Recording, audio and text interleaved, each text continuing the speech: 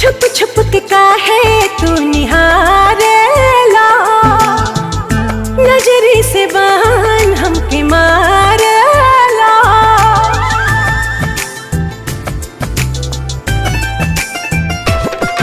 ओ छुप छुप के काहे तू निहारेला, नजरी से बान हमके मारेला।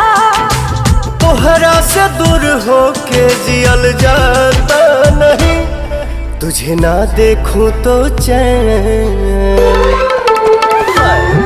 तुझे ना देखूं तो चैन मुझे आता नहीं है। एक तेरे सिवा कोई और मुझे भाता नहीं है।